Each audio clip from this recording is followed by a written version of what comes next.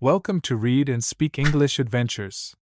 Please don't forget to subscribe my channel for more interesting and beautiful stories, and share our content with your friends. Let's start. The Princess of the Sea. A beautiful princess lived in the depths of the sea. She was fairer than any mortal maiden, and sweet as she was fair. Her voice was as gentle as the sea waves lapping the strand. Her sigh was as soft as the sound of the wind through the reeds of the shore, and her laugh was musical as the tinkle of water through the coral branches.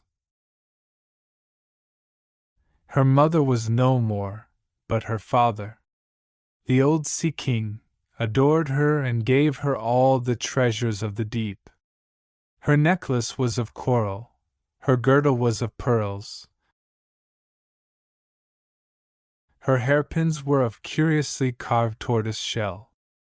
Her kimono was embroidered with feathery seaweed, and her floating obi with delicate traceries of kelp encircled her slender waist.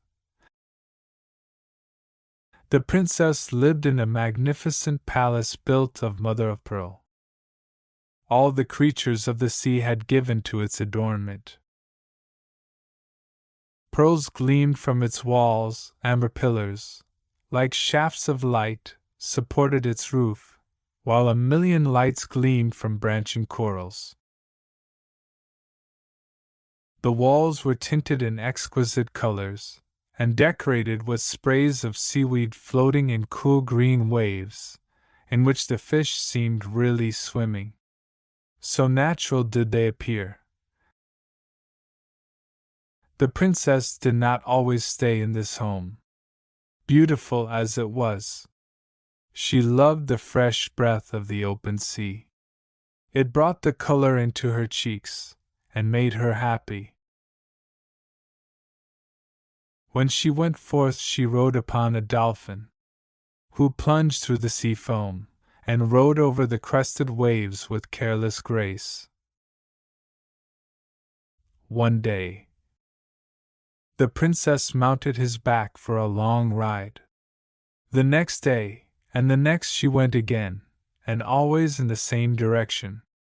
Then her father noticed that she seemed sad, and he said to her, "Where do you go each day, my daughter? Why is it that you do not stay at home?" "It is lonely here, my father," she answered.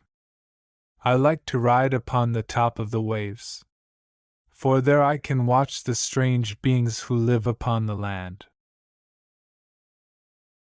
"You talk to me of marrying. Find me a sea prince like one of those mortals, whom I have seen, and I will marry him." "Whom have you seen?" demanded her father, much astonished, for he did not know that she had ever seen a mortal. "I know not his name," said the maiden, "but I have seen him upon the shore. He fishes there, and I have heard many of the fishes say how kind he is and how gentle. He is handsome, too. He fishes only for such seafood as he must eat, and he puts back into the water all those fish which are not good for him to eat."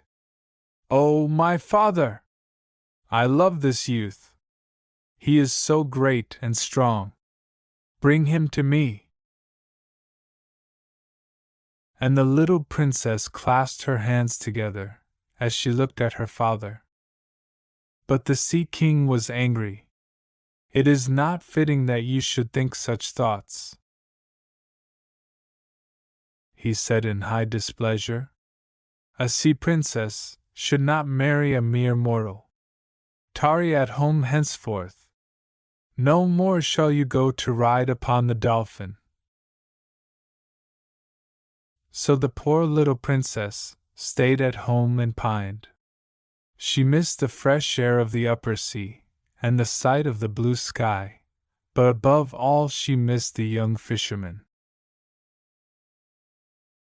At last she grew weak and ill, and her father could endure it no longer. "Are you pining still for that young mortal?" he asked one day. And she replied, "Oh, my father! Unless I speak with him, my heart will break." "Go to the shore where he fishes," said the Sea King.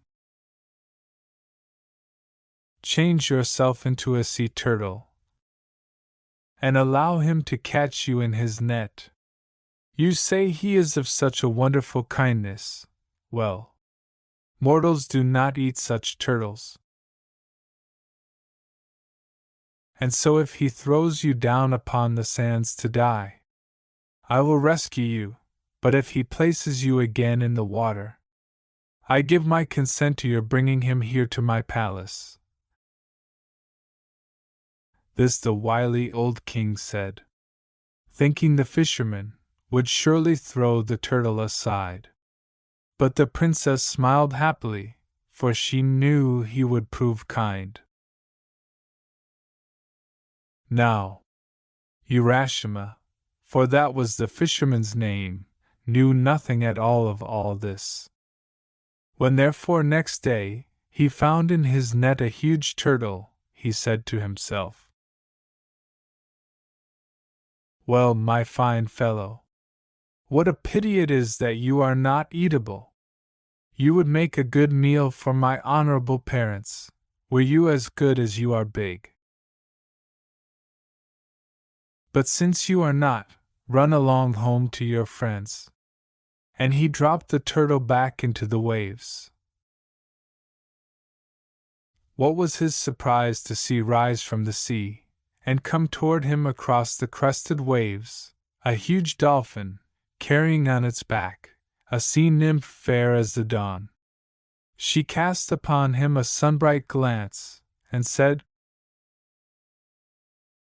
"Come with me, O mortal, come to the depths of my sea-girt home, and see my palace of emerald and pearl.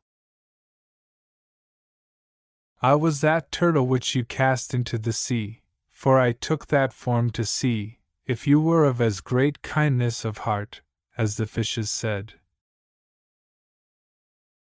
Urashima stood spellbound, and stared at the vision of loveliness before him. "Come with me," said the princess again. "The coral caves await you. Will you not come?" "Not for all the wealth of the ocean would I leave my beloved home, but to be with you, loveliest of sea nymphs," cried Urashima, bewitched by her beauty and loveliness. He went with her to the depths of the ocean, and their memory fell from him, and he forgot his home. He thought only of the princess, and basked in the sunshine of her smile. So they were married, and lived happily, and even the old Sea King grew to like Urashima, and blessed him before he died. Urashima had lived in the dragon palace of the Princess of the Sea, what seemed to him but a short time when memory came to him again. He thought of his father and mother, and of his little brothers and sisters, and he grew sad. The princess watched him, and her heart sank. "He will go from me, and not return," she sighed. Alas! Alas! For mortal love! Urashima at last said to the princess, "Beloved princess, I have spent these months of our life together in happiness so great that I would that it could last forever. I remember, however, my old home and the dear ones I left there. Give me leave, therefore, to return to earth for but a day, that I may see them once more. They know not where I am. They know nothing of my happiness. Let me go, and quickly I will return, Alas, my beloved, you will never return, she said. Never more will your deep-sea home see you again, that my poor heart tells me. But if the yearning for home has seized you, I may not keep you here.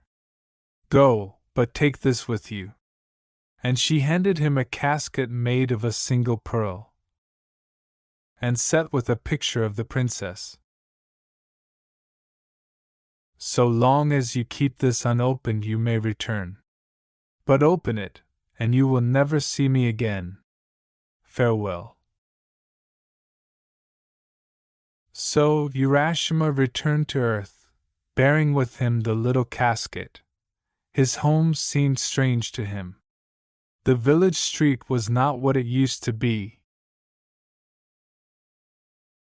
His father's house no longer stood beneath the tall bamboo. He saw no familiar faces. At last, puzzled and distressed, he asked a passerby if he knew aught of the people of Urashima. Urashima, he answered in amazement. He was drowned in the sea. Many, many years ago. His people all lie buried on the hill. Their very tombs are lichen grown with age.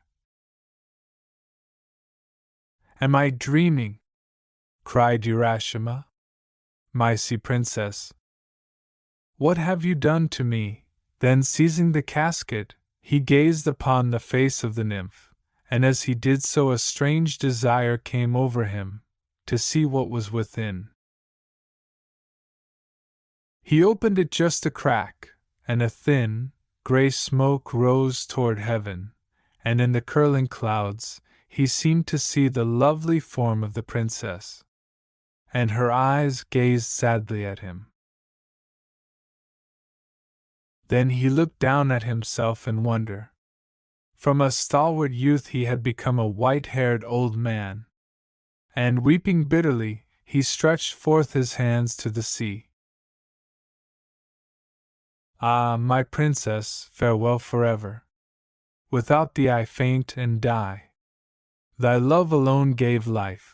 And he sank down upon the sands and was no more.